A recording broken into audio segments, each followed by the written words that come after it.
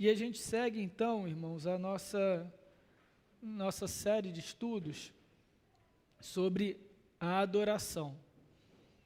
A gente já viu a adoração no Antigo Testamento, os elementos de culto no Antigo Testamento, o que ela significa para o Novo Testamento, o princípio regulador de culto. E agora então, nosso desafio aqui nessa manhã é entender quais são as bases da adoração reformada. Tá? Então vocês já sabem o esquema, já sabem tudo direitinho. Dúvida, levanta a mão, pede o microfone, não começa falando, senão eu vou ter que repetir. Aí eu vou ficar com mais sede ainda, aí vocês já viram, né? Então, gente, a gente está com esse desafio hoje, as bases da adoração reformada. Tá? O que significa isso? Quero que os irmãos me ajudem a definir os termos. Né? Sempre que a gente traz aqui uma doutrina, traz aqui um elemento novo de ensino, vocês já repararam, eu sempre começo definindo os termos. O que eu quero dizer com adoração reformada? Então, só relembrando, já que eu acho que essa é a 8ª aula, se eu não me engano, por aí, nesse tema, o que é a adoração, irmãos? Não é retórica essa pergunta, é para vocês mesmo. Levanta a mão aí. O que é a adoração? Quando a gente fala em adoração, o que a gente está querendo dizer aqui, nesse contexto das nossas aulas? Ninguém? Oi, gente, esperava mais. É início de ano, eu entendo, começa mais devagar e tal, vamos só começar depois do carnaval, vai engatando. Vamos lá, gente, me ajuda aí, o que é adoração? Ninguém se arrisca? Não é possível. O Daniel vai levar isso. Adoração seria uma devoção, uma dedicação a algo. Tá, mas no nosso contexto aqui, quando eu falo adoração reformada, então a gente está falando de quê? A gente está estudando o quê? A gente está estudando o culto, certo? A gente está estudando o culto. É importante a gente definir isso claramente, porque, de fato, a sua definição está correta. Adoração é uma devoção, é uma expressão de entrega, uma expressão de devoção do interior. Né? A gente não precisa ser necessariamente cristão para adorar algo. A gente não precisa ser necessariamente acreditar em Deus ou em alguma entidade superior para adorar algo, ou seja, para prestar adoração, devoção a algo. Mas não é disso que a gente está falando. A gente não está falando dessa adoração mais subjetiva. A gente está falando de uma adoração muito específica, que é justamente quando nós, povo de Deus, nos colocamos na presença dele para expressar essa devoção que existe no nosso coração. Percebem? A gente confunde às vezes por causa dos termos.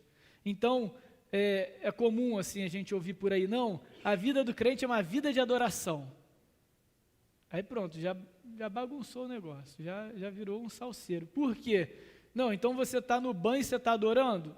Talvez. Você está fazendo comida, você está adorando, você está dormindo, você está adorando? Não. Porque a gente confunde conceitos de viver para a glória de Deus e adorar a Deus. Então, quando as pessoas falam uma vida de adoração, normalmente elas estão querendo dizer, o crente deve viver para a glória de Deus. Ou seja, tudo que nós fizermos tem que ser para a glória de Deus. O que isso significa na prática? Tem que ser a partir do meu relacionamento, do meu amor a Deus, e também tem que apontar para esse mesmo relacionamento. Percebem? Então a maneira como eu falo, a maneira como eu tomo minhas decisões, a maneira como eu planejo, tudo isso tem que partir daquilo que eu sei de Deus e do meu relacionamento com Deus, e também tem que apontar para Ele de alguma forma. Isso é viver para a glória de Deus. Isso é viver em adoração? Não. Por quê? A adoração, queridos, é a manifestação da nossa devoção, do nosso amor. E você não vai fazer isso dormindo, porque dormindo você está, obviamente, desacordado. E a adoração exige sobriedade. exige consciência. Como é que você vai adorar a Deus de forma inconsciente, dormindo? Não vai, gente. Então, a adoração, eu coloquei aqui, é o movimento formal e racional em busca de um contato com Deus. Por que formal e racional? Formal porque ele exige critérios. A gente viu isso no último estudo, o princípio regulador do culto, que são princípios, são diretrizes estabelecidas pelo próprio Deus, na maneira pela qual ele quer ser adorado. Então é formal. A nossa adoração não pode ser do jeito que a gente quiser, na hora que a gente quiser, quando dá na telha. Isso não é adoração. Ela tem que ser formal, ela tem que ser da maneira como Deus estabelece, ok? E não entendam formal como o nosso tempo, a nossa cultura entende formal, como algo negativo. Hoje é uma coisa meio negativa, meio engessada, né? Ah, não, é muito formal. Não gosto daquela igreja não, que é muito formal. Ah, não gosto daquele culto não, que ele é muito formal. Ah, vai na reunião de oração, tá muito bom, é tudo muito informal. Percebe? A nossa cultura inverteu e colocou, qualificou de forma negativa o formal e de positiva o informal. Mas eu não estou querendo dizer isso. Não estou querendo dizer que a forma e a formalidade estabelecida por Deus impedem que nós nos conectemos a Ele com a liberdade que Ele nos dá. Não é com a liberdade que a gente tem, que é intrínseca a nós, mas é a liberdade que Ele nos dá. Percebe? Então, formalidade não é algo ruim, necessariamente. Não é aqui. E é racional. Por quê? Porque a gente tem que ter consciência do que a gente está fazendo. A gente tem que ter ciência de com quem nós estamos falando, a gente vai ver isso daqui a pouquinho, do local onde nós estamos, quem está no nosso entorno. Isso tudo exige racionalidade. Por isso que muitas expressões religiosas, muitas expressões evangélicas são verdadeiras histerias.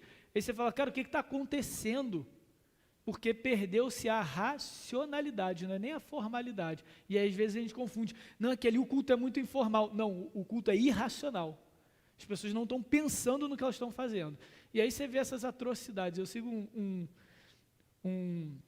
uma página no Instagram de meme evangélico. Apreciem com moderação, tá, gente? Eu não vou falar a página não, para não dizer que o pastor ficou incentivando essas paradas. Mas aí eles têm lá os mais do ano, de 2023.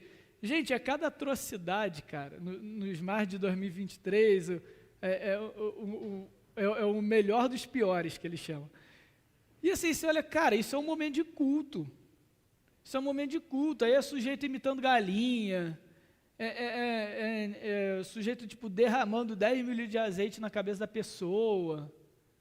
Aí você fala, gente, não é possível, isso não é informalidade, isso não é liberdade no espírito, isso é irracionalidade, a pessoa não está pensando o que ela está fazendo.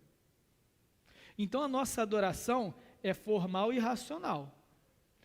Mas a gente também precisa dividir, e a Bíblia nos dá essa capacidade de identificação, essa possibilidade de identificação, que a nossa adoração ela pode ser tanto pública quanto privada. Tá? Então, pública, a nossa adoração é o culto. E é o objetivo aqui dos nossos estudos. A gente está focando na adoração pública, formal, racional. Mas ela também pode ser privada ou particular. Mas, em ambos os casos, é necessário nós nos aproximarmos de Deus segundo os seus próprios critérios. Então, um exemplo bíblico de Novo Testamento, em que a gente tem uma instrução para uma adoração particular ou privada. Quem pode abrir para mim Mateus 6, versículos 6 e 7?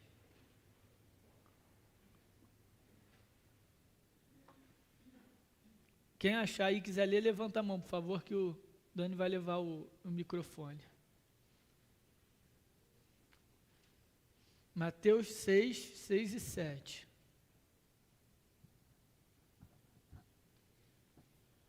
Mas quando você orar, vá para seu quarto, feche a porta e ore a seu pai que está em secreto. Então seu pai, que vem em secreto, o recompensará. E quando orarem, não fiquem sempre repetindo a mesma coisa, como fazem os pagãos. Eles pensam que por muito falarem, serão ouvidos. Então vejam, aqui Jesus está nos instruindo como nós devemos orar, nós no nosso quarto, na nossa casa, nós na solitude. Então é adoração privada, porque é a manifestação dessa devoção, é esse contato com Deus. Mas até nisso a gente deve fazer da forma como o Senhor, o próprio Deus, Cristo, nos instrui. Percebem? Então, adoração é algo sério e a gente precisa entender exatamente o que é que a gente está fazendo e o porquê a gente está fazendo quando a gente fala acerca de adoração. Aqui, de novo, a gente vai se concentrar na adoração pública, tá? Por isso que, desde o último, a gente tem falado de princípio regulador do culto. Normalmente, a gente trata da adoração privada quando a gente vai falar de hábitos espirituais, disciplinas espirituais, outras coisas assim, a gente faz essa separação mais didática. Mas beleza, já matamos a primeira parte, né? O que é adoração. E agora, o que é reformada? E agora? Adoração reformada, ou seja, a gente não adora como todo mundo. A gente não adora como todo cristão. A gente não adora como todo evangélico. É isso que eu estou querendo dizer aqui. A gente adora como reformados. Então, o que é reformado, gente? Nós, Igreja Presbiteriana de Ouro Branco, somos uma igreja reformada, sim ou não? Gostei do sim. Beleza, a primeira parte foi. Agora, o que é isso? Vai lá, Davizinho, espera o microfone aí. Gostei da confiança. Por causa da reforma protestante? Legal, tem a ver com a reforma protestante. Então, esse é um primeiro ponto, Davi, muito bem. Nós temos uma herança das reformas evangélicas ou protestantes do século XVI. Mas só isso nos faz reformados? Sim ou não? Não. Temos exemplo dos nossos amigos batistas, né? Eles também têm herança histórica da reforma, mas eles não são reformados. Tanto não são que tem os batistas reformados. É a forma mais clara de dizer, batista não é reformado. Tanto é que criaram os batistas reformados, né? Então, só a herança histórica não nos é suficiente. O que mais? O que nos faz ser uma igreja reformada, além da nossa herança histórica?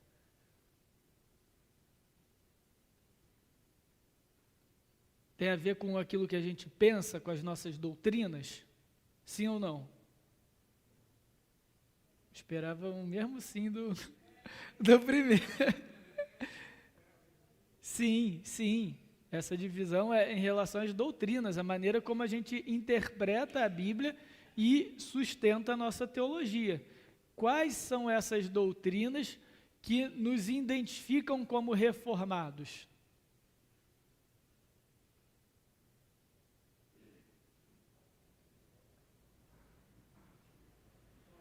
As 5 solas, boa, Rafa. As 5 solas é uma delas. Então, a gente, inclusive, no dia 31, agora não, já tem tempo pra caramba, passado, a gente estudou as 5 solas, né? Que são aquelas diretrizes de, digamos assim, interpretação da Bíblia que os reformadores seguiram. De novo, não havia essa formalidade. As 5 solas passam a vir depois, né? A gente olha para a história no passado e vai identificando e organizando os pensamentos. Mas a gente tem as 5 solas, né? Sola Fides, Sola Christus, Sola Scriptura, Sola Gratia e Soli Deo Gloria. Então, se você não lembra o que eu estou falando, depois você assiste lá no canal da igreja a EBD sobre as 5 solas. Mas é uma maneira da gente se relacionar com Deus e identificar as Escrituras. Tem um outro grupo também de doutrinas, muito conhecido como TULIP, ou 5 pontos do calvinismo, tá? Que é a depravação total, a graça irresistível, a eleição incondicional, eu falei fora de ordem e me perdi agora, a expiação limitada e a perseverança dos santos. Então, isso também é um bom resumo. Mas isso é suficiente para sermos reformados? Acredito no tulip, acredito nas 5 solas. Sou reformado? Não, não é suficiente. Nós temos ainda uma concordância com os principais símbolos de fé ou as principais confissões de fé históricas ditas reformadas. Então, a gente, unindo todos esses elementos, a gente pode definir por que nós, Igreja Presbiteriana de Ouro Branco, somos uma igreja reformada. A resposta fácil seria, porque a IPB é reformada, a gente está vinculado à IPB, então a gente segue a casa. Não, não é isso. Mas por que, então? Porque nós, primeiro, temos a herança histórica reformada, nós cremos e ensinamos as doutrinas reformadas, porque tem muita igreja que se diz reformada, se diz crer, mas não ensina. Então é reformada só da boca para fora. Tem concordância com as confissões de fé reformadas. Na nossa igreja, especificamente, a gente segue os símbolos de Westminster, os 2 catecismos maior e menor e a confissão. Ah, mas eu quero saber quais são todas as confissões de fé reformadas. Está no finalzinho da sua Bíblia de Genebra. Tá? Então, ali na Bíblia de Genebra você vai encontrar, se eu não me engano, que se a gente tiver Genebra aí pode me corrigir, mas tem o Catecismo de Heidelberg, tem os símbolos de fé, tem os cânones de Dort e a Confissão Belga, eu acho que também tem lá. Mas são todos esses. Tá? Aí aqui eu vou deixar para os irmãos depois pesquisarem. Os batistas reformados seguem a 2ª Confissão de Fé de Londres, Batista, que é a confissão de fé historicamente reformada. Só que depois, com o passar da história, os batistas foram fazendo outras confissões, depois teve a da Filadélfia e por aí, e eles deixaram as doutrinas reformadas. Então a gente não considera a confissão de fé de Londres como uma confissão puramente reformada no mesmo peso das outras, embora ela tenha doutrina reformada, tá? Isso tudo para dizer o seguinte, fica para os irmãos aí se é possível a gente ter batista reformado, porque eles não subscrevem as outras confissões, eles só subscrevem a confissão de fé de Londres, tá bom? Mas isso daí é treta para outro dia.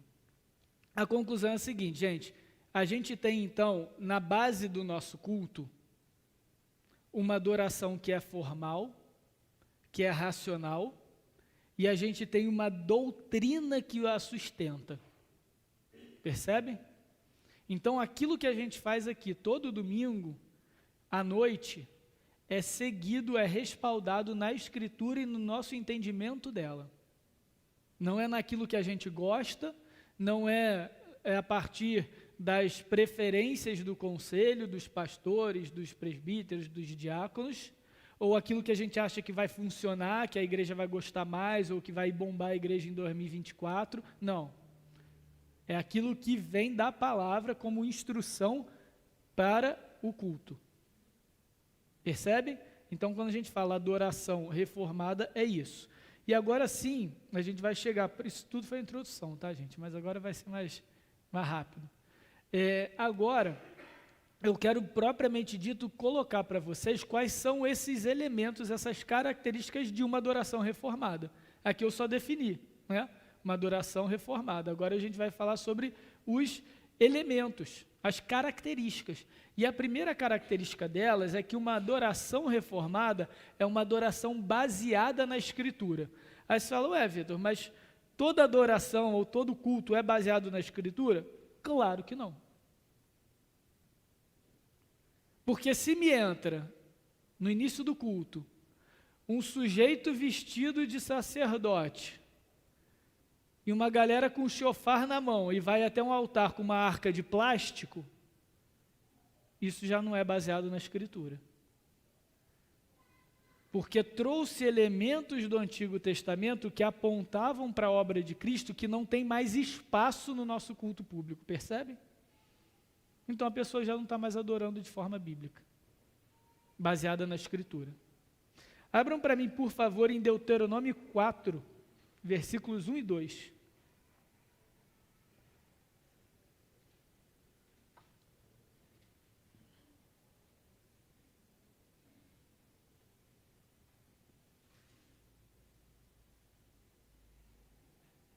também alguém pode ler para mim, por favor? Só levantar a mão. E de novo, gente, podem comentar a hora que vocês quiserem. Hoje a aula, o tema vai, espero que dê bastante diálogo entre nós, é importante, tá? Tirem suas dúvidas, fiquem super à vontade. 1 e 2, Rui, Deuteronômio 4. Agora, pois, o Israel, ouve estatutos e os juízos que eu vos ensino, para os cumprirdes, para que vivais e entreis e possuais a terra, que o Senhor Deus de vossos pais vos dá. Nada acrescentareis a palavras que vos mando, nem diminuireis dela, para que guardeis os mandamentos do Senhor vosso Deus, que eu vos amo. Que eu vos mando, beleza. Então, ó, vou ler a última frase novamente. Nada acrescentareis à palavra que vos mando, nem diminuireis dela, para que guardeis os mandamentos do Senhor vosso Deus, que eu vos mando. Aqui é o encerramento da fala de Deus, depois que ele entrega as leis para Moisés. Aqui a gente está no contexto de Deuteronômio, prestes a entrar na terra prometida, mas isso volta lá para o pacto do Sinai. O que é importante disso aqui, gente? Que o Senhor deixa muito bem claro para Moisés que ele deveria guardar toda a lei sem diminuir dela, ou seja, sem omitir, sem esquecer algo, mas também ele não deveria acrescentar. E olha que interessante, no nosso texto o acrescentar vem primeiro. Nada acrescentareis a palavra que eu mando. E aí, aqui a gente tem um princípio muito importante sobre obediência a Deus. Desobedecer a Deus não é só deixar de fazer aquilo que Ele ordena, mas é fazer além daquilo que Ele ordena, como se fosse ordenança dEle. Percebe? Então, por exemplo, a gente tem um momento de culto, não é a gente aqui não, tá, gente? É uma igreja hipotética aí. Tem um momento de culto em que a gente abre a fala para a pessoa falar o que ela quiser. O que ela quiser. Sem controle, sem distinção, sem critério. Isso está para além daquilo que Deus estabeleceu. Ele não estabeleceu fala voluntária, espontânea no meio do culto dele. Percebem? Não, pastor, mas isso daí aumenta a comunhão, aumenta a unção do Espírito, aumenta a deliberalidade do louvor, da adoração. Você está acrescentando. Percebe? Às vezes a intenção é boa, gente. Não estou falando que todo mundo vai para o inferno por causa disso. Mas, assim, está errado. Está errado porque acrescentou. Percebe? Está errado porque acrescentou. Então, nesse caso, a gente tem que entender que aquilo que a gente coloca no nosso culto, a maneira como a gente forma a nossa liturgia, ou seja, o nosso passo a passo do culto, que nós seguimos aqui na frente, ela deve ser estritamente fiel à palavra de Deus, nem mais, nem menos. Mas onde que aqueles elementos do Antigo Testamento deixaram de acontecer? No próprio Cristo. O próprio Jesus estabeleceu para os apóstolos, ensinou aos apóstolos como a igreja, depois da sua ressurreição, deveria seguir em adoração. Aquilo que deveria ser mantido, foi mantido. Por exemplo, em termos de formato, única e exclusivamente formato, tá, gente? Sem nenhuma associação profética ou nada disso. Nós mantivemos como igreja cristã o modelo de sinagogas, o modelo sinagogal. O que que significa? Quando o templo foi destruído, você havia então os judeus reunidos em pequenas sinagogas. Cada cidade, ou as grandes cidades, tinham as suas. Ali era feita a leitura da lei e o ensino, a interpretação da lei. E ali também haviam as ofertas. Todas aquelas ofertas do Antigo Testamento. As ofertas de purificação, como Jesus, quando cura os leprosos, vai e fala, ó, vai ao templo e dá a oferta que Moisés estabeleceu. Os próprios dízimos e as ofertas das plantações, das colheitas. Quando a gente olha para a igreja do Novo Testamento, ela se reunia em casas, aí a gente também começa a viajar, né? Não, então a igreja pura, a igreja tem que ser reunida em casas, em pequenos grupinhos, em células. Gente, era assim porque era perseguida, gente, para com isso. Não é porque esse era o jeito puro que o Espírito Santo de Atos, entendeu? Tanto é que como é que era o modelo de plantação de igreja de Paulo? Ele ia onde primeiro? Na sinagoga. Do jeito que Jesus fazia, percebem? Então, por que depois a igreja se manteve com pequenas localidades? Onde você tem agora um ministro ou um mestre da lei, né? Depois isso daí acabou virando a figura do pastor, mas porque isso daí era o formato sinagogal. Então isso beleza, continuou, não tem problema, percebe? Agora, a gente faz oferta quando alguém fica curado de alguma doença? Não. A gente faz oferta pelas estações do ano, pelas colheitas? Não, a não ser se você viva do agro, aí você dá o dízimo, aí é outra história. A gente faz sacrifício, tudo bem que na sinagoga não fazia sacrifício porque não tinha era só no templo. Mas a gente tem essa expectativa de retomar o modelo sacrificial? Não. Por quê? Porque Cristo mostrou para os apóstolos, e a gente herdou isso deles, que isso não é necessário, que isso já passou. Então, tudo que vem além disso é do maligno. Porque a gente está acrescentando aquilo que Deus não acrescentou, não colocou para a gente no culto, percebe? E aí a gente tem que tomar um cuidado.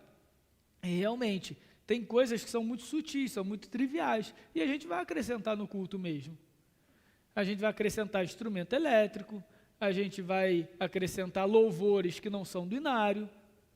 Tem algumas pessoas de alas mais radicais do cristianismo que vão dizer, não, na igreja é só a capela, porque não era permitido instrumentos dentro da sinagoga. Louvor só o saltério, só os salmos. Aí também é demais, gente. Mas então, existem pequenas mudanças, mas, de novo, a gente, na essência, está acrescentando? Não. Quando que a gente acrescenta nos mesmos elementos que eu coloquei? Quando a gente começa a ungir violão, começa a consagrar teclado, entendeu? Isso, aí a gente está indo demais. Isso é um instrumento, em tudo que a palavra significa. Ele só serve para nos auxiliar na adoração, para deixar o pastor de vocês aqui menos desafinado. Só isso, percebe?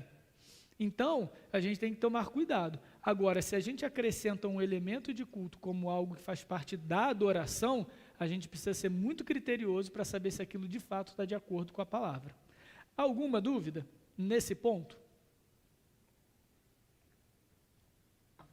Beleza. Próximo ponto, a adoração deve ser teocêntrica. O que isso significa? Que o centro do culto é Deus e somente Deus. Tranquilo esse ponto?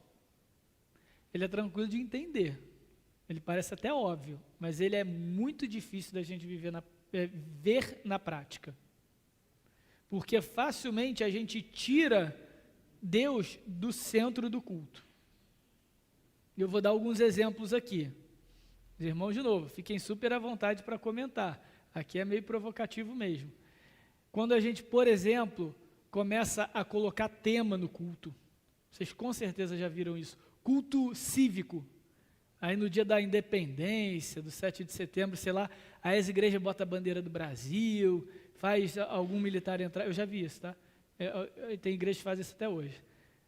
Culto cívico. Não, mas é para a gente colocar a nossa nação diante de Deus. Deus estabelece isso, um culto específico para a gente colocar a nossa nação? Não, né? O culto não é centrado em Deus? Deus não é o centro do culto? Quando você faz um culto cívico, você está fazendo o centro do culto aquele tema, ou seja, a nação, e você está trazendo Deus a serviço da nação, como ele não deve ser. Perceba? Outro, culto dos formandos. Vamos pegar todo mundo aqui que se formou na faculdade, no colégio, agora faz formatura até de criança, eu nunca vi isso. Até de criança lá está recebendo diploma. Tipo, pintou com o dedo, ganhou um diploma. E aí, aí vai em todo mundo para fazer o culto de formando. Gente, culto de formando? O culto é para Deus, não é para os formandos. Você quer louvar a Deus e agradecer a Deus porque você se formou numa etapa da sua vida acadêmica? Fecha o olho e agradece. A gente tem um momento do culto para isso. Percebe? A gente não precisa de um culto inteiro.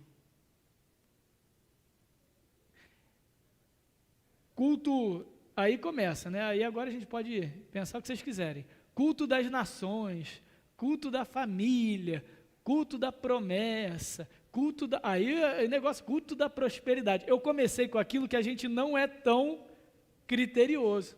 Tem culto pet, gente, assim.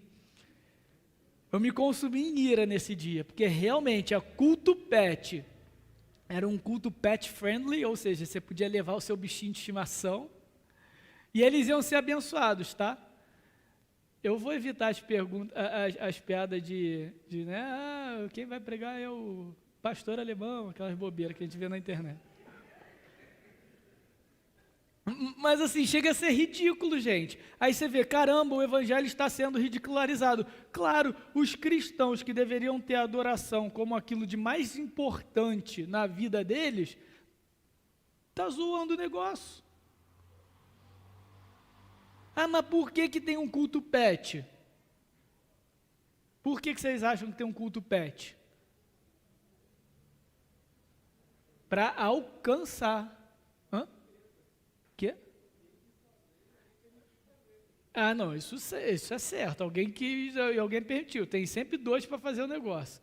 Mas, assim, normalmente a justificativa para esse tipo de atrocidade não é porque vai abrir igreja, nossa, minha vizinha é mãe de pet, vai levar o bichinho dela e vai ouvir o evangelho. Nunca teria ouvido o evangelho.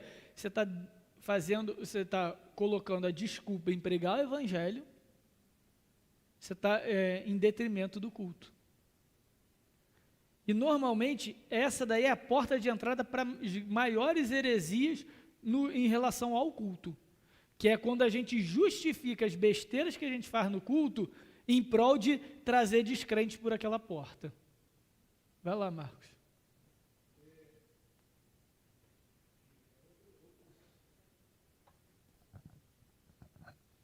De outros tempos, né?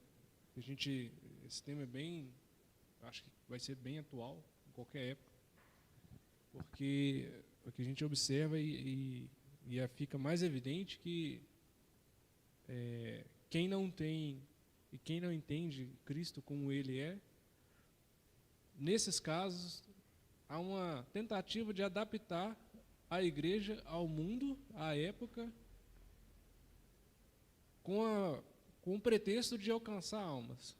Uhum. Só que é muito superficial e muito contaminado, a palavra certa. Você tem noite do grão, você tem não sei o quê. Então, cada época do ano, você tem uma adaptação ali do culto, né, do que relaciona a Deus, ao contexto geográfico e contemporâneo, né? Qual que é o risco disso? Você se afasta mais do evangelho puro e como ele é. Perde-se a identidade ao longo dos anos.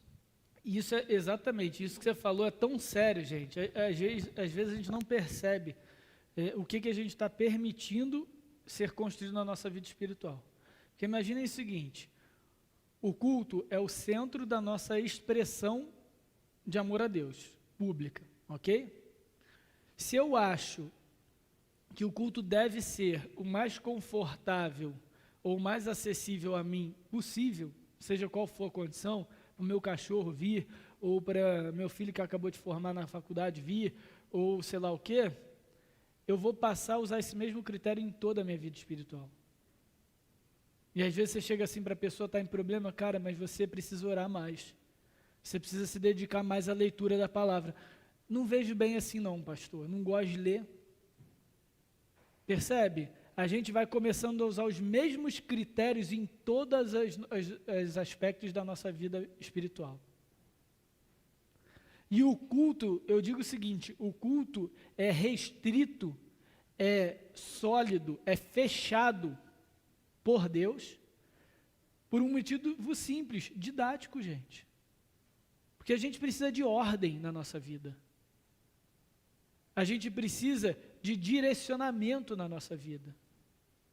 Se a gente acha que o culto pode ser conforme aos nossos tempos, ou conforme aquilo que a gente acha mais adequado para a gente vai acabar entornando isso para o restante de todo o nosso relacionamento com Deus.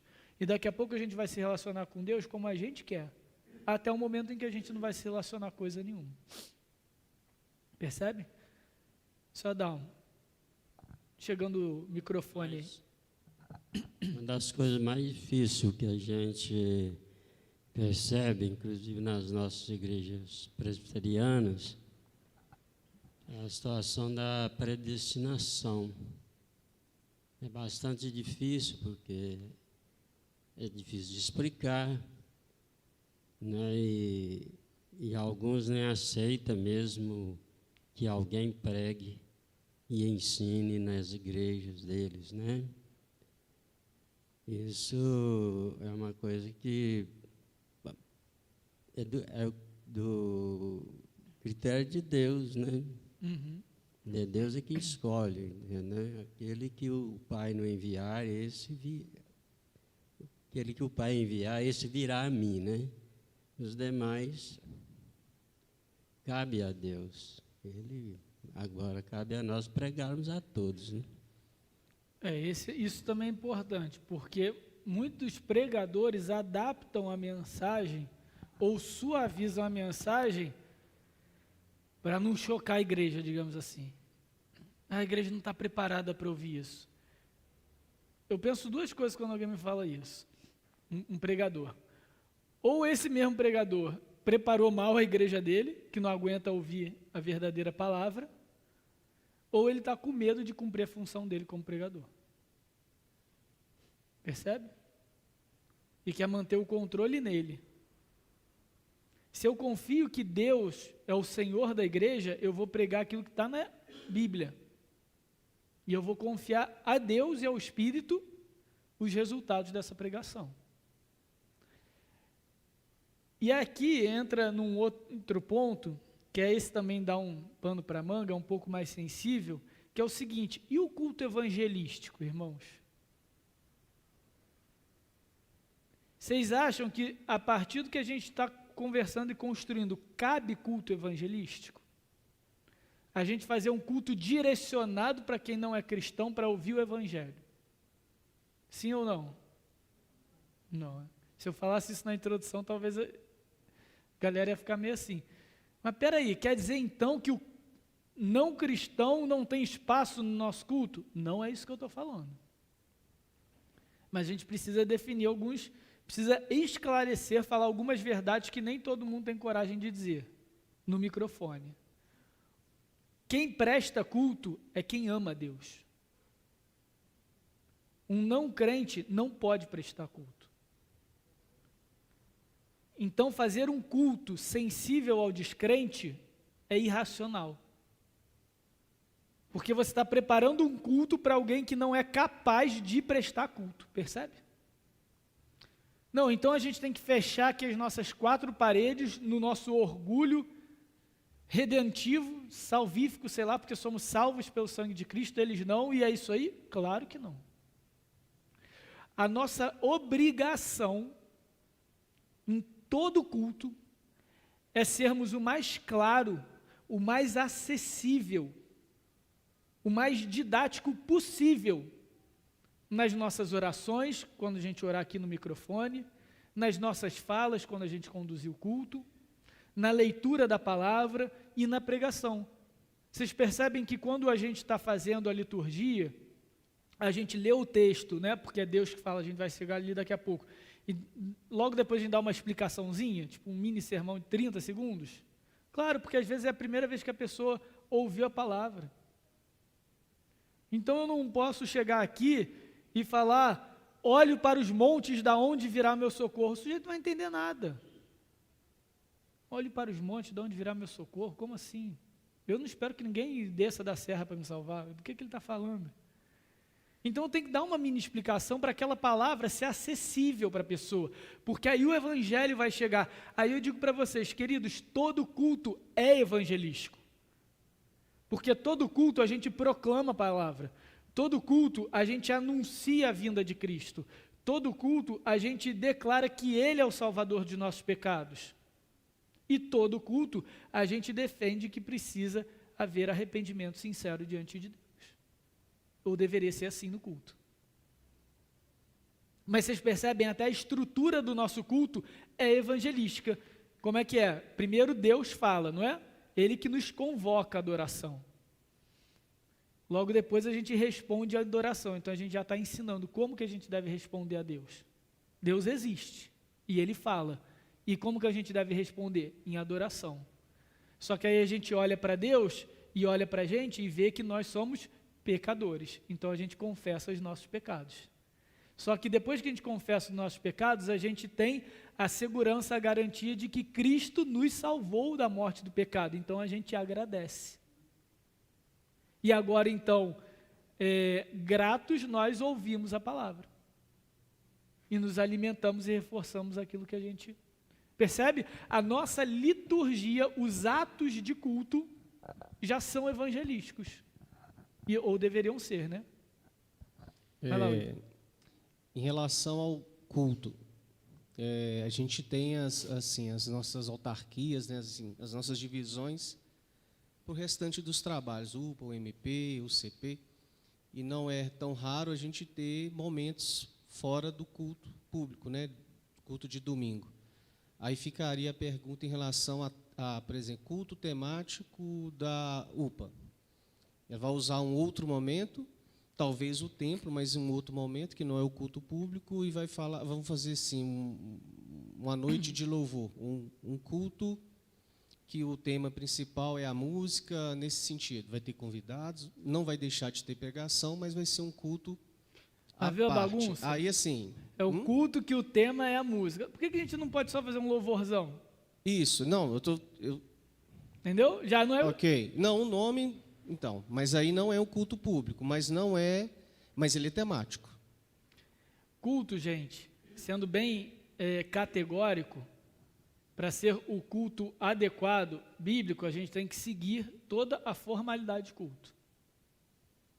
Então, assim, a gente pode fazer um culto na quinta-feira, onde o momento de louvor, de cântico, seja maior. Tá? O tema aí, culto de adoração, sei lá e tal. Mas vai ser muito difícil, no objetivo, encaixar na estrutura litúrgica bíblica. Porque o foco vai ser a música. Aí eu estou falando, faz logo a música, faz um louvor.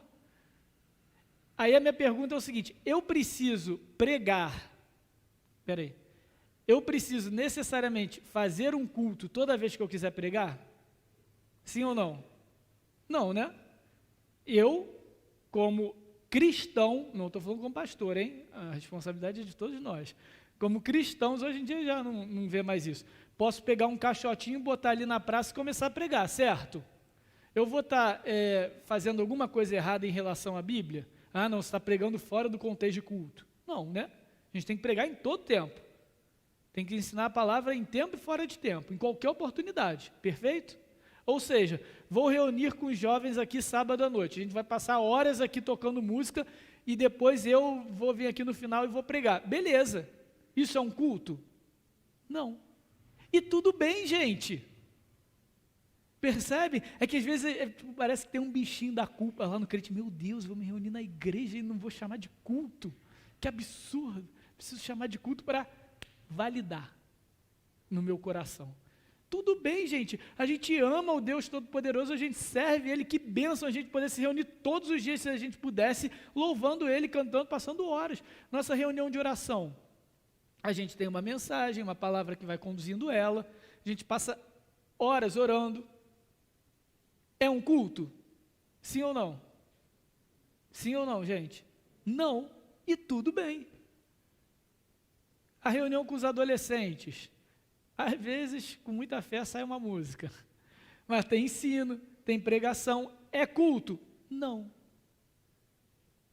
Vocês repararam que eu não faço culto dos adolescentes? Por quê? Agora eu respondo. Porque tem no domingo. Para que eu vou fazer um culto igual do domingo no sábado? Eu quero que os nossos adolescentes estejam aqui cultuando a Deus como toda a igreja. Porque é outra coisa também, e lógica, daqui a pouco eu vou chegar lá. O culto é para a igreja. Eu vou fazer um culto para os adolescentes adorarem do jeito dele. Olha como é que o negócio começa a desandar. Começa a derrapar o negócio. Não, é porque no culto dos adolescentes, sabe como é que é? Mais informal. Aí fala da linguagem deles. Gente, vocês me conhecem, eu falo dessa linguagem em qualquer lugar, ué. E se a palavra é bem pregada, não é eu falando maneiro, não sei o que lá, e aí, mano, não sei o que lá, que a pessoa vai ouvir o evangelho. Percebem? Não é pelo jeito de falar que a pessoa vai ouvir o evangelho e se render a Cristo, é pela unção do Espírito Santo. Tudo bem a gente não sair fazendo culto. Eu acho até melhor, é melhor que a gente faça menos cultos fora o de domingo, desde que os nossos cultos sejam cultos verdadeiros. Lembra do acrescentar? Então assim, vamos fazer louvor. Quer abrir igreja aqui, quer maratonar, quer virar à noite fazendo louvor, vigília, bênção, pode fazer, é bênção de Deus. Quer fazer um culto? Está aqui a liturgia. Percebe? Por quê? Porque o culto, o que eu estou querendo dizer para vocês, irmãos, o culto é algo muito, muito, muito mais importante do que a gente imagina ser. A gente não tem o culto com tanto apreço no nosso coração quanto a gente deveria. A gente acha que é só mais uma modalidade da nossa vida religiosa. Aí a gente vai tentando encaixar ele e adaptar ele nas diversas manifestações de louvor, de adoração, sei lá, que a gente faz, entende? E a gente tem que tomar cuidado com isso. O culto foi estabelecido por Deus de uma forma muito específica, que a gente tem que seguir.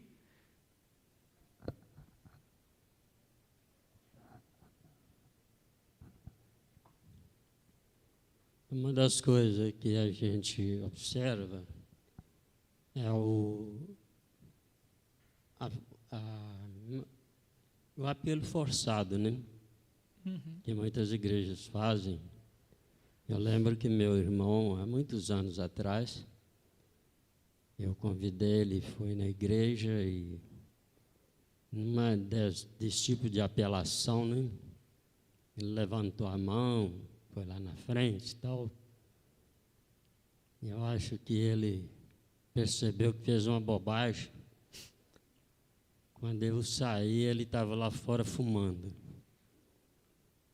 Então, acontecem essas coisas, né? Tem igrejas que fazem isso, força, e muitas vezes já pegaram na minha mão para me levantar e ir lá na frente, coisa e tal.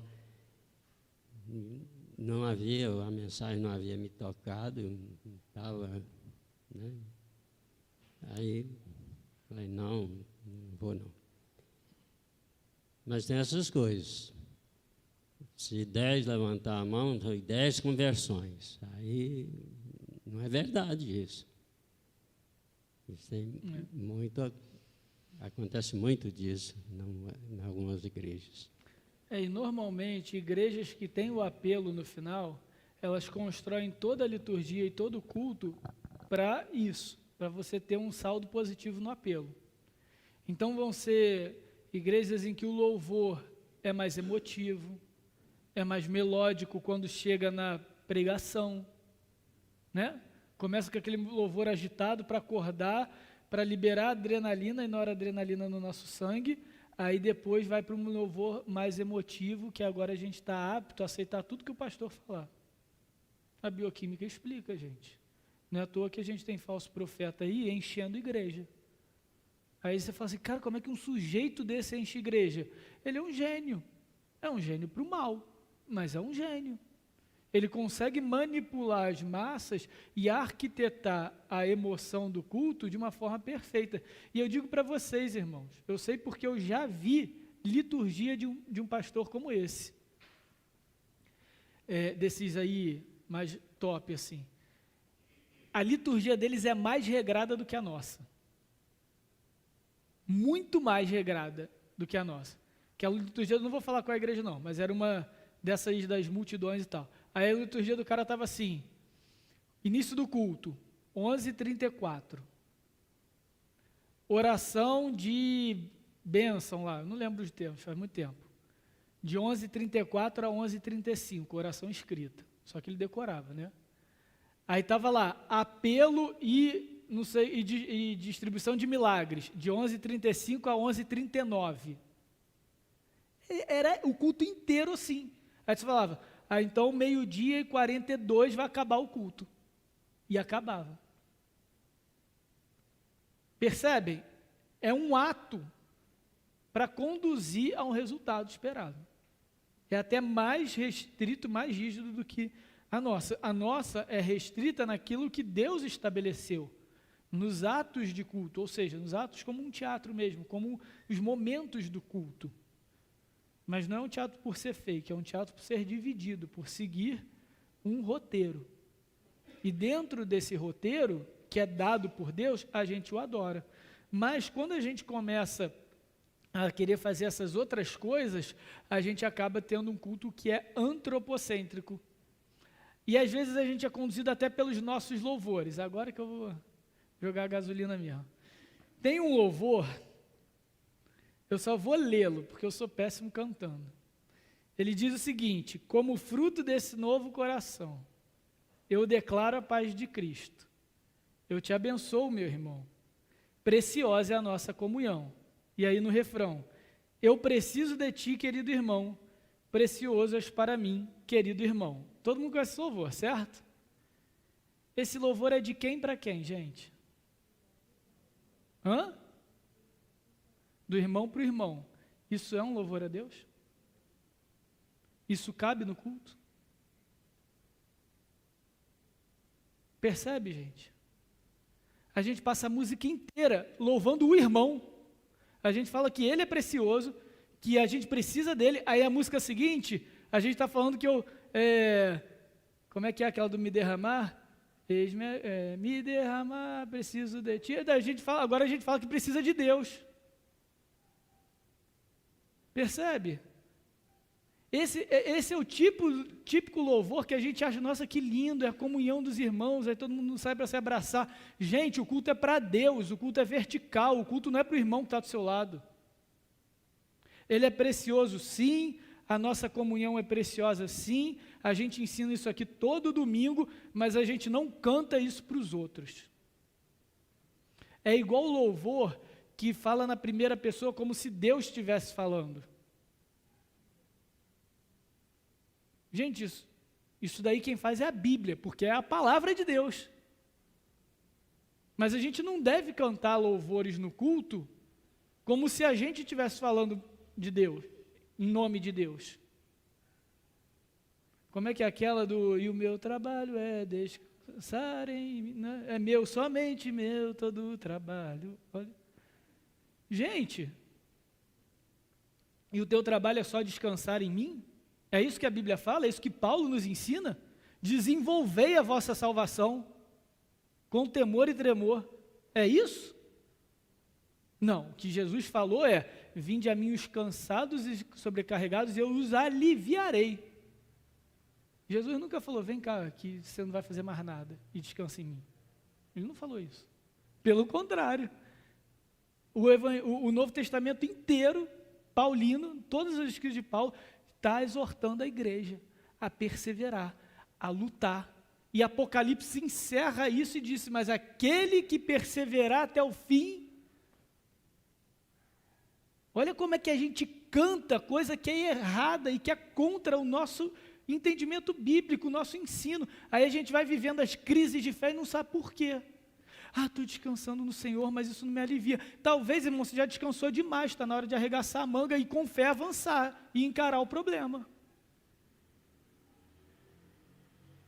Aí essa daqui, da Corpo e Família, essa música, aí somos corpo, sem qualquer falsidade. Imagina se acabou de rolar uma fofoca na igreja, porque às vezes rola, somos pecadores.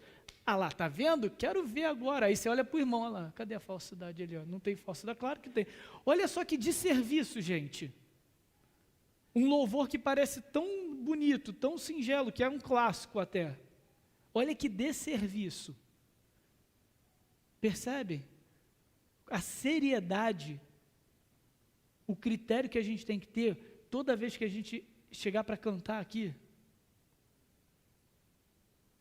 Na dúvida, canta Vencedores, porque eles musicavam a Bíblia. Aí não vai ter erro. Aí você pode falar Deus é a primeira pessoa, eu e tal, porque eles só musicavam os salmos, né, outros textos também. Mas assim, a gente tem que ter muito cuidado. O louvor direciona a nossa adoração. E às vezes vocês esquecem, às vezes não, vou mudar as palavras. É muito mais fácil decorar o refrão do louvor do que o sermão de domingo. Percebe? Aí você vai decorar o refrão errado e a palavra de Deus é esquecida. Ah, mas também tem pregador que desanda o negócio. Claro que tem. A responsabilidade é a mesma. Por isso que quando a gente sobe aqui, a gente tem que ter muito temor a Deus e ter certeza de que a gente está fazendo um trabalho adequado de interpretar o texto para ensinar da forma adequada para a igreja.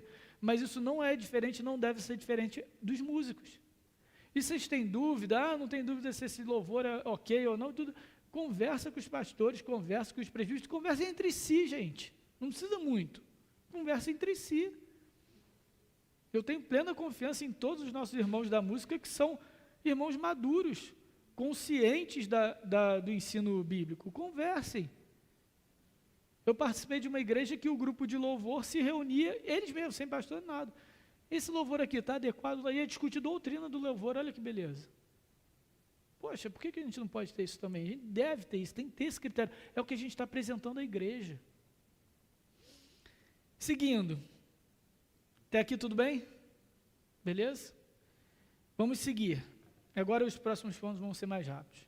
A adoração, a gente falou que ela é baseada na Escritura, ela é teocêntrica e ela é dialogal, ou seja, se ela é a aproximação, a manifestação da nossa adoração pública a Deus, da nossa devoção a Deus de forma pública, ela é um diálogo entre Deus e a igreja. Sempre foi assim. A adoração sempre foi um diálogo. Deus sempre interagiu no momento de culto. E no nosso não é diferente. Como que Deus fala conosco? Através da leitura da palavra e do ensino da palavra. E durante as músicas, somos nós que falamos. A não ser que a gente esteja cantando aí uma parte da Escritura, né, musicada. Aí é Deus falando de novo, mas é Deus falando através da Escritura. A diferença é que tem uma estrutura ali melódica, sustentando a palavra. Mas Deus fala no culto através da palavra, e da leitura e do sermão pregado. E como que nós respondemos? Nós respondemos pelos louvores, por isso sempre os louvores devem ser verticais. Mas, de novo, vou reiterar, vou reforçar. Pode ser que alguns louvores que sejam a palavra musicada não seja Deus falando no momento de louvor? Aí tudo bem, com certeza. Fora isso, não. Você quer que Deus fale? Musica a palavra. Coloca ela na pauta e na métrica. Já nós falamos através das orações, através dos dízimos e ofertas, através das confissões. Confissão porque vocês repararam que momentos de batismo e recepção de membros a gente faz no meio do culto? Aí você fala, opa, peraí, no Novo Testamento não tinha momento de recepção de membro, no Antigo Testamento não tinha momento de recepção de membro, mas é um momento em que a igreja verbalmente confessa aquilo que ela já crê. Então, a pessoa que é recebida como membro, ela vai confessando a fé dela, fazendo a profissão de fé, certo? E a igreja também responde. Isso é confissão de fé, isso cabe no culto. Tanto é que nas interações lá no Monte Sinai, lá no Pentateuco, quando Deus interagia com o povo, no momento em que o sacerdote, o sumo sacerdote, entrava no Santo dos Santos, Moisés, como intérprete da lei, falava ao povo, o que acontecia? O povo respondia, tudo que tu ordenaste faremos. Era uma confissão de fé no povo. Percebe? Então, cabe em nossa liturgia, no nosso culto, confissão de fé é uma forma da gente também responder. E os sacramentos, a ceia e o batismo. A Santa Ceia, a ceia do Senhor, é uma forma de nós respondermos, de nós mais uma vez reforçarmos aquilo que nós cremos, que Cristo morreu pelos nossos pecados e Ele vai voltar para cear conosco mais uma vez. É uma forma de resposta. Por que eu estou querendo dizer isso tudo, gente? Se é um diálogo, se é um encontro, ele tem início e fim, certo? Imagina eu chegar para alguém aqui, irmão, vou almoçar com você hoje. O almoço está marcado 12:00. Mas faz o seguinte, vai adiantando a tua parte, chega lá no restaurante 12:00, vai comendo e vai falando já. Como assim vai falando? Não, eu sei que você tem um assunto importante para mim, mas já vai falando, para quando eu chegar, que eu sei que você enrola muito, demora para falar, então eu vou chegar mais ou menos 1 hora ali na metade do nosso encontro, então eu já vou chegar finalmente na sua conclusão. Não é esquisito isso? Vocês fariam isso com alguém? Mas a gente faz isso com Deus. Ah, não, vou chegar só para a mensagem. Vou chegar só para a palavra. Percebe? Se é um diálogo, você tem que estar presente do início ao fim. É por isso também que a gente evita sair durante o culto. Às vezes é necessário, às vezes está muito apertado para ir do banheiro, sei lá, está passando mal, quer beber uma água, alguma coisa, ok. Mas muitos fazem hábito. Ah não, peraí, agora eu vou dar aquela saidinha ali da água, daqui a pouco, daqui a meia hora, da saidinha do banheiro de novo. Gente, é um diálogo, você deixou Deus falando sozinho. Percebem como o culto é sério? Se a gente achar que é só uma expressão religiosa, a gente vai cometendo esses equívocos, esses erros. Não pode. Não é porque o pastor acha ruim sair no meio do culto, não é porque o diácono vai brigar, é porque você está aqui para se relacionar com Deus. Se você não consegue ficar 1, 2 horas sentado na presença de Deus, dialogando com Ele, você acha que é durante a semana que você vai ter? Aí a gente começa a ouvir no WhatsApp, pastor, estou distante de Deus, Deus não está falando comigo. Você não aguenta ficar 2 horas na presença dEle, você vai querer ficar a semana inteira? Aí sobra para a gente. Percebem? Isso tudo, eu estou sendo um pouco mais duro aqui, irmãos, porque a gente precisa colocar o culto no lugar dele. O culto é o ápice da nossa adoração, é o auge da nossa vida comunitária com Deus. Não pode ser menos do que isso. Não pode ser menos do que isso. Não estou querendo dizer o seguinte, me atrasei por algum motivo, só quando de chegar na metade do culto, porque, sei lá, o pneu furou, qualquer coisa assim. Claro, a gente não fecha a porta. Porque não há religiosidade nisso. Mas a gente tem que entender as nossas motivações e o quanto o culto é importante na nossa vida. A gente não pode tratar como uma barganha. A gente não pode tratar como algo trivial, como algo simples, como algo sem valor. Não pude ir à igreja, assistir o culto pela internet, bacana, mas você não cultuou a Deus. Você o adorou de forma privada, porque só estava você e o YouTube. Entendeu?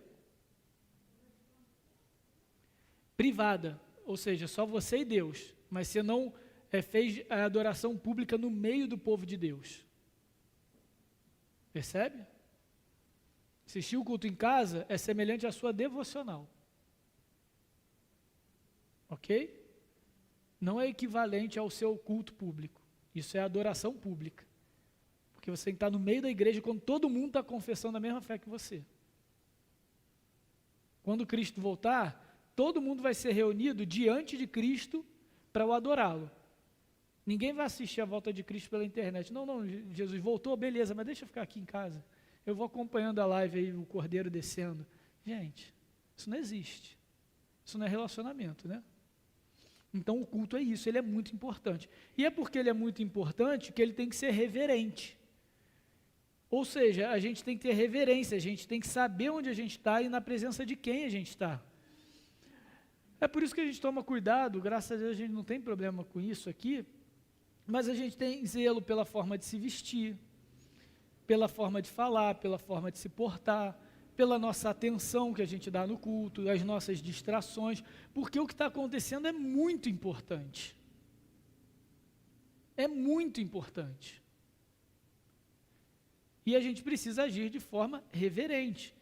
E a gente, às vezes, traz essa irreverência, e, de novo, irreverência hoje em dia é algo positivo, mas nesse caso não é, achando que é bacana. Isso aí, de novo, nos louvores. Gente, não é bullying contra as músicas, tá, gente?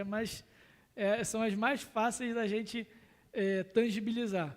Eu peguei aqui um outro louvor, e ele diz o seguinte: diante de ti, dá vontade de pular, dá vontade de dançar, dá vontade de gritar, dá vontade de correr diante de ti. Gente, isso é um arrastão no Rio de Janeiro, gente. Dá vontade de pular, só não dá vontade de dançar, só se a pessoa estiver bêbada. Mas gritar, correr, isso é histeria coletiva. Você está diante do Deus Todo-Poderoso que mandou o seu Filho unigênito para morrer na cruz pelos seus pecados, ressuscitou o terceiro dia, exige de nós santificação, e aí você tem vontade de correr, pular, gritar? Davi dançou e levou bronca, né? E quando ele foi irreverente, Uzá morreu porque meteu a mão na arca, porque ela estava andando onde não devia. Eu adoro quando eles usam esse exemplo. Davi dançou e levou bronca. Não era adequado para um rei.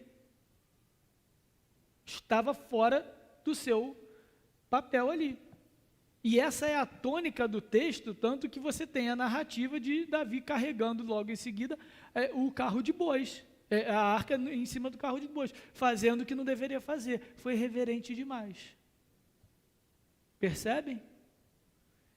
Rapidinho, a Patrícia ia falar? Você levantou a mão primeiro, aí depois é o senhor. Eu ia perguntar, pastor, porque, na verdade, hoje a gente vê muitos pastores, muitas igrejas, né, muitos louvores, que tratam Deus como você. Gente, isso daí eu acho que é adequação cultural. Tá? Vou falar isso com muito cuidado. Há 50 anos atrás, você falar você para alguém, às vezes alguém mais velho e tudo, era quase que um palavrão, uma linguagem, né? Falta de respeito. Hoje em dia, não. Né? Então, algumas coisas a gente tem que ser criterioso, sempre olhando. Por exemplo, me incomoda muito gente que ora assim para Deus: ai, paizinho, meu paizinho. Gente, primeiro que você não é uma criança e você não ora gemendo. Então está completamente inapropriado para se relacionar com Deus Todo-Poderoso. Agora, a gente também não precisa aprender a falar na segunda pessoa do singular o tempo todo, que é difícil, não é mais comum para a gente. Né? Então, precisa manter-se o respeito, precisa manter a reverência dentro da nossa realidade cultural, desde que a nossa realidade cultural não imprima isso. Então, por exemplo, tem pastor, igual a gente vê aí, nessa coisa da irreverência, tem no YouTube, isso aí já tem anos aí. Pastor foi pregar vestido de chapolim. Nesse mesmo salmo aí que eu falei lá de onde me virá o socorro, aí a ilustração do sermão e agora, quem poderá me ajudar? Gente, você precisa se vestir de chapolim para ilustrar o seu sermão, é porque você é um péssimo pregador. E olha que ele tem milhões de seguidores aí, e muita gente acha que ele é um ótimo pregador.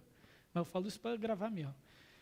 Porque não entendeu, perdeu a reverência, perdeu o papel dele, E olha só como é importante isso. O culto é teocêntrico, então nem o pastor, nem o pregador deve ser o centro das atenções. Percebem? Então a gente tem que ter esse critério. O que da nossa fala informal, aí eu estou usando do jeito positivo, é realmente algo que já nos é comum ou que é fruto de irreverência. Percebe? A gente precisa entender isso. Tem Bíblias, por exemplo, versão de Bíblia, que tem palavrão nela. Porque fala, não, isso aí é uma linguagem corriqueira, coloquial. Essa personagem da Bíblia provavelmente falaria um palavrão aqui nesse momento. Gente, não cabe, né? Mas aí, só por isso eu tenho que ler a Bíblia naquela versão mais antiga de um português lá do século XIX? Também não precisa. Né? Então a gente tem que ter esse critério. Alcione. Não esqueci não, gente. Não esqueço de vocês não. Você está aí na fila aí também. Eu tenho convivido com uma pessoa que ela age da forma que você está falando aí, falou a respeito dos cultos irracionais. Uhum. E eu tenho visto que ela se prepara durante a semana inteira para ela mesma, não para Deus, não para chegar no culto de domingo e adorar a Deus. Ela se prepara para ela, para ela. Ela vai ser abençoada, ela vai ser isso, vai ser aquilo. E é do tipo mãe de pet, que quer adotar um gatinho ou um cachorrinho para poder levar ele na escola dominical e no culto à noite. Então ela tem que aprender com o pet dela, né? Talvez o pet esteja aprendendo mais do que ela. Aí eu tenho percebido que muitos crentes, hoje em dia, estão indo na igreja por causa dele mesmo, não por causa de Deus, de servir a Deus, de adorar a Deus em comunidade. Isso acontece muito. Isso acontece muito. É porque a gente acha que o culto é para a gente. Se a gente não sai bem, se a gente não... quer ver uma fala que também às vezes é muito comum? Não, porque hoje você vai sair diferente da forma como você entrou. O que isso significa, gente? Eu tenho que me sentir diferente? Percebe? Eu posso sair, de repente, com um conhecimento, com uma elucidação, com uma clareza de algo que eu não tinha na minha vida. E a transformação vai vir com o tempo. O culto é racional, a gente tem que saber por que a gente está fazendo o que está fazendo. Normalmente, pessoas que se preparam muito, né, como a Alcione comentou, para serem abençoadas, para serem transformadas, para sentirem algo no culto, quando elas não sentem, elas entram em crise de fé. E aí é uma espiritualidade muito frágil, porque aí ela começa a atribuir para si o problema. Sabe, não, eu estou fazendo alguma coisa errada, eu acho que eu não me consagrei adequadamente durante a semana, porque o culto... Percebe? E não, gente. O culto não tem nada, digamos assim, de sobrenatural da maneira como a gente espera que tenha. O culto tem elementos sobrenaturais e tem elementos místicos, sim. Quais? O Espírito Santo agindo na nossa vida. O Espírito Santo nos dando entendimento a respeito da palavra. O Espírito Santo nos ajudando a viver aquilo que a gente acabou de ouvir. Isso é místico, isso é sobrenatural. Agora, desculpa, gente. Agora, não necessariamente vai ter fogo do céu, você tem que cair aos prantos toda vez. Você vai precisar ter uma visão, você vai precisar ter uma... como é que fala? Algo sobrenatural, uma revelação, para o culto ter vindo de Deus, percebe? O culto, assim, o culto que veio do Senhor, aquele, nossa, esse culto foi uma bênção, é aquele que a oração foi pregada, a palavra foi pregada e as nossas orações foram ouvidas.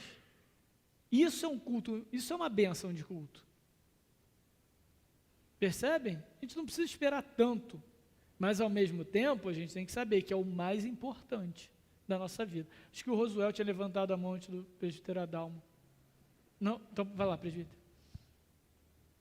Há alguns anos atrás, a gente tinha um culto, uma música gospel, né?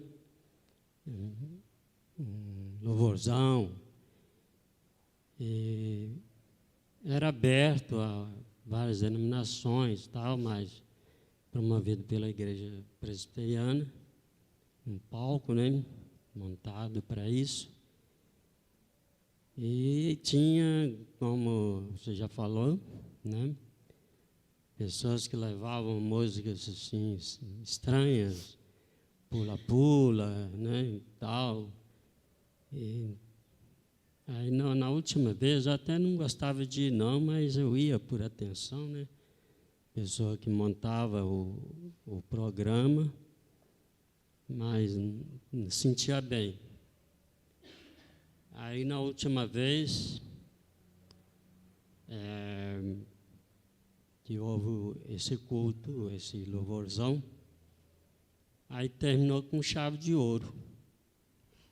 Por incrível que pareça, né? Pela primeira vez, houve lágrimas mesmo, aí foi cantado Agnus Dei.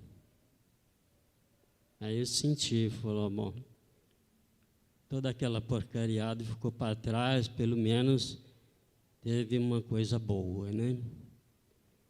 Então, isso a gente tem que ter muito cuidado, né? A pessoa que programava o programa parou com isso, né? Então não houve mais. Mas a gente tem que ter muito cuidado, porque nós fazemos para a glória de Deus, né? Que não é feito para a glória de Deus, não tem valor nenhum, não leva a nada, né? Ao contrário, né? Então, isso Verdade. que eu gostaria de falar. Verdade.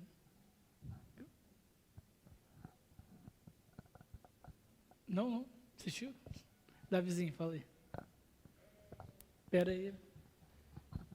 Só fazendo um parênteses do que a tia Alciane falou, muitas pessoas, quando elas estão com problema mental, tipo depressão, alguma coisa, os psiquiatras meio que indicam ter uma religião, porque tem estudos que falam que ter uma religião é bom para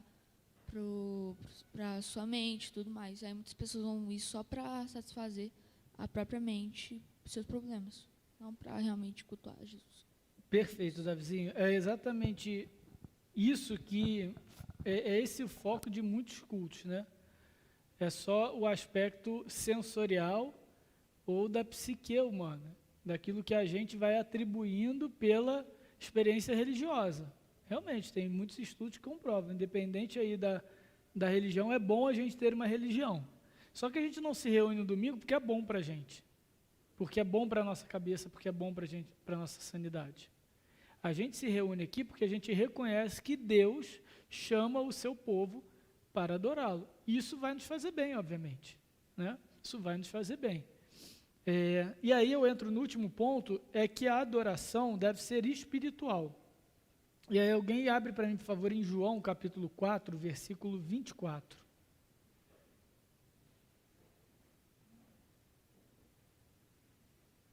João 4, 24.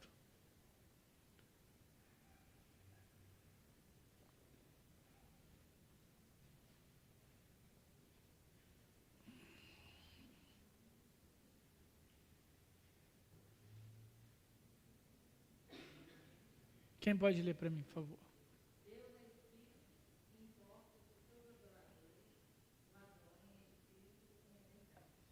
Então, gente, aqui Jesus está ensinando para a mulher samaritana a maneira como nós devemos estar na presença de Deus para adoração, porque o diálogo era exatamente sobre adoração, onde deve orar, qual é o local certo e tudo. E aí Jesus então lança essa, que como Deus é espírito, por Deus ser espírito, é então necessário que aqueles que o adorem em espírito e em verdade. A gente poderia aprofundar demais nisso, mas eu só quero rapidamente colocar para os irmãos, porque no final das contas a gente pode obedecer, cumprir tudo que a gente falou aqui agora. Mas se a gente não cumprir isso com a motivação adequada, a gente está agindo igual os fariseus. que cumpriam somente a lei, que cumpriam somente hipocrisia, por hipocrisia. Eles tinham uma liturgia perfeita. Às vezes a gente pode entrar numa igreja com uma liturgia perfeita, mas aí também não é muito diferente do exemplo que a Alcione trouxe. A pessoa passa a semana toda se preparando para o culto, mas o culto é para ela. Como que ela demonstra isso? Não, está vendo? A minha liturgia é bíblica, é reformada, é impecável. Então esse é o culto que Deus aceita. Percebem? Os dois extremos estão errados. Aquele que faz todas as coisas por causa do seu próprio orgulho. E às vezes está fazendo certo. Ou aquele que não faz também pelo seu próprio orgulho. Então, aqui eu trouxe esse ponto como último, que a nossa adoração deve ser espiritual, porque no final esse é o principal do nosso ensino. O nosso culto a Deus é o nosso relacionamento, é a nossa manifestação pública desse relacionamento, é a nossa interação semanal com Deus na presença da igreja. Isso não pode ser negociado por nós. Ok? A gente não faz isso por religiosidade, a gente não faz isso por misticismo, por obrigação, a gente deve fazer isso por amor a Deus. Uma adoração espiritual, ela é menos física. Ou seja, a gente não vai ver muitos elementos que nos conduzam na adoração. O fato dela ser menos física não quer dizer que ela é mais subjetiva. O que eu estou querendo dizer? É que a gente não precisa de uma luminosidade ou uma iluminação para nos conduzir na adoração. A gente não precisa de efeitos pirotécnicos, como muitas vezes as igrejas fazem, gelo seco, canhão de luz, painel de LED, porque isso vai auxiliar a adoração. Isso vai conduzir a adoração. É muito perigoso. A gente não precisa de fundo musical o tempo todo, do início ao fim, para conduzir as nossas falas, as nossas leituras. Percebem? Isso é ser mais espiritual, olha só que bizarro. Por quê? Porque o que está acontecendo é entre nós e Deus.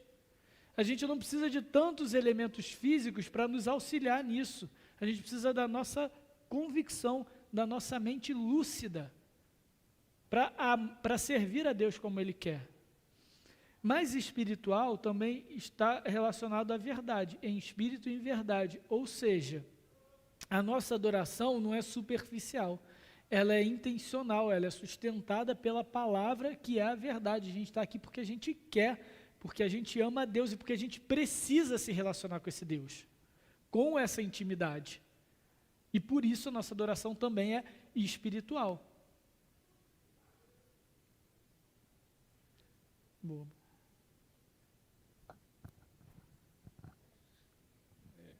Esse texto, quando fala em espírito e em verdade, né, entende-se e ele reflete a questão da racionalidade. Porque, por exemplo, saber o que está orando, né, de forma lógica, não automática, não é uma oração ali padrão, e saber se o que o irmão está orando também pensar se faz sentido, se está dentro, né? E pensar mesmo, por exemplo, durante a exposição do texto, pensar sobre aonde a nossa vida ali encaixa naquilo que está sendo falado. Muitas das vezes a gente se enxerga dentro do texto da forma como Deus quer. Então, assim, é adoração em espírito e em verdade, sem nenhum efeito manada, sem nenhuma alucinação, sem nenhum... pregador tal vai hoje, o culto vai ser diferente, não sei o quê. Cara, não tem nada disso. Porque a palavra, por si só, ela já trabalha o coração da pessoa. Né? Então, só comentando um pouco desse versículo, que me vem na mente exatamente isso. Sim. E um último ponto, mas não menos importante, ela é espiritual porque ela vem do próprio Deus. E isso eu acho que é muito importante a gente entender, para nos preservar de todos esses erros, esses equívocos que a gente comentou hoje. Nós só adoramos a Deus porque Ele nos permite adorá-lo, porque Ele se revela a nós, porque Ele nos dá a palavra dEle para nos instruir nessa adoração. Então, a própria adoração, o próprio culto vem do Senhor, é um presente, é um privilégio que Ele nos dá nesse relacionamento. Não é algo nosso, não é uma invenção nossa, não é algo estabelecido por homens. Foi algo determinado por Deus, é dado por Deus, é um presente de Deus. E é justamente por isso que é Ele quem conduz toda a adoração, todo o culto, e a gente só pode, em espírito e em verdade, adorar a Deus se nós estivermos ligados a Deus através do Espírito. No final das contas é isso, gente. Só aqueles que estão ligados a Cristo, através do Espírito Santo, podem adorá-lo em espírito e em verdade. Então, se somos salvos, se amamos a Deus, nós podemos adorar em espírito e em verdade. Sem muito malabarismo. O culto é simples. O culto é acessível. Deve ser acessível. O culto deve nos fazer bem, mas não naquilo que nós esperamos, mas naquilo que nós precisamos. Ele deve fazer bem para nosso relacionamento com Deus, para o nosso relacionamento uns com os outros. Ele deve fazer bem para o nosso entendimento da palavra. Isso é o mais importante. O que eu quero, portanto, aqui, irmãos, é que a gente saia daqui hoje sabendo que o culto é uma das coisas mais preciosas que Deus nos deu. E que cabe a cada um de nós, Igreja de Cristo, preservá-lo e protegê-lo. Percebe? O culto é propriedade da igreja, não da Igreja Presbiteriana de Ouro Branco, da Igreja de Cristo, do corpo de Cristo. Ele pertence à igreja, ele foi dado como meio de graça à igreja. E se somos igreja, a gente tem que cuidar do nosso culto. Mas muitas vezes nós somos passivos ao culto. E se somos passivos, nós queremos o culto da nossa maneira como consumidores, ou nós às vezes permitimos coisas que não deveriam estar presentes no culto. Porque o culto acontece ali, a gente vai assistir o culto, quando na realidade o culto pertence a nós. Por isso nós prestamos culto a Deus. Então nós temos que preservar, cuidar, zelar pelo culto. Alguma dúvida? Podemos encerrar? Podemos? Então tá bom. Fechem seus olhos. Vamos encerrar esse momento de ensino, que não é um culto, mas esse momento de ensino, então. Senhor, te louvamos pela tua palavra. Te louvamos porque o Senhor se revelou a nós através dela. Te louvamos porque o Senhor transformou a disposição do nosso coração para o teu louvor, para o teu serviço, para a tua adoração.